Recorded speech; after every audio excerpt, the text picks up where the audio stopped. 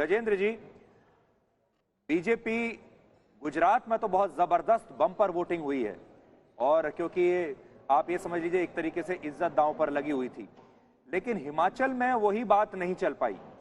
तो इन दोनों राज्यों को के अलग अलग जो नतीजे आ रहे हैं, उसको आप कैसे उसका आकलन करते हैं? देखिए, गुजरात में जिस तरह की बातें की गई थी, जिस तरह की कीचड़ उछालने का कोशिश की गई थी, जिस तरह से संदेह पैदा करने की कोशिश की गई थी, अंततः परिणाम आपके सामने। कोई लिख करके दावा कर रहा था तो कोई बोल करके दावा कर रहा था कि गुजरात में भारतीय जनता पार्टी की सरकार नहीं बनने वाली है।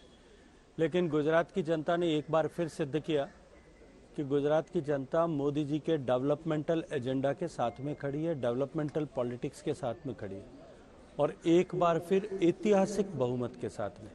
याद करिए माननीय प्रधानमंत्री जी के भाषण, याद करिए माननीय गृह मंत्री जी का भाषण, CR पाटिल साहब का भाषण, सब लोगों ने कहा था कि गुजरात में एक अब की बार नया इतिहास बनेगा, और इतिहास आज आपके सामने। हिमाचल में आपका आकलन क्या है? हिमाचल प्रदेश का जहां तक प्रश्न है, हिमाचल में कि आपकी तमाम कोशिशों के बावजूद चुनाव जो है वो लोकल इश्यूज पर ही सिमट कर रह गया। आप चाहते थे कि वो राष्ट्रीय मुद्दों पर आए, लेकिन वहां चुनाव लड़ा गया लोकल मुद्दों पर, और उसी का शायद नुकसान हुआ बीजेपी को।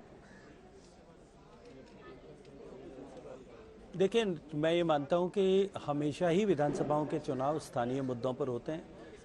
चाहे कितना भी प्रयास किया जाए, कोशिश की जाए, विधानसभाओं के चुनाव, असेंबलीज के चुनाव स्टेट के लोकल इश्यूज पर होते हैं, मैं ये मानता हूं।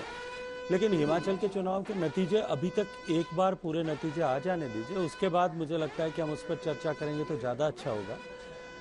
जहाँ तक हिमाचल प्रदेश के चुनाव का परिणाम का मैं देखता हूँ, मैं उसकी इस तरह से समीक्षा करता हूँ कि हिमाचल प्रदेश जो पंजाब से बिल्कुल सटा हुआ प्रदेश है, जिसको लेकर के आम आदमी पार्टी ने कितनी तरह का हो हल्ला मचाया था, लेकिन हिमाचल प्रदेश की 68 के 68 विधानसभा में शायद एक आध जगह ही परिणाम पूरे आएंगे, तब तक पता लगेगा कि आम आदमी पार्टी शायद अपनी एक सवाल मेरे दिमाग में आपके लिए है, वो ये, व्हाई इज आम आदमी party haunting you so much?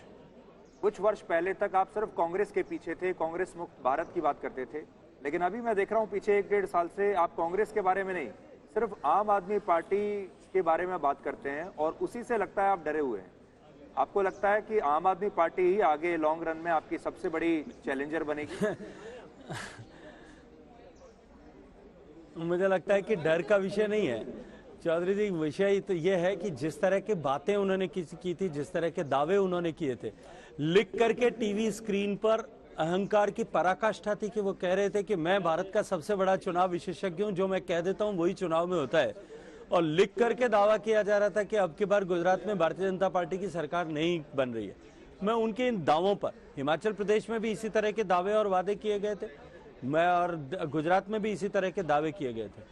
तो नए आम आदमी पार्टी वादों पर खरा उतर रही है और नए दावों पर खरा उतर रही है। मैं इसके लिए इसको लेकर के उससे टिप्पणी करना मैंने की थी कि जिस तरह की परिस्थितियां हिमाचल में हुई हैं और जिस तरह की परिस्थितियां गुजरात में भी उनकी हुई है, ये गति और दुर्गति जो है वो उनके इस अहंकार की पोल खोल रही थी। मैं सिर्फ इतना सा वक्तव्य अपना देना चाहता था। ठीक है, बहुत धन्यवाद आपका हमारे साथ जुड़ने के लिए। अभी तो बड़ी चुनौती राजस्थान के चुनाव में आपके लिए होगी।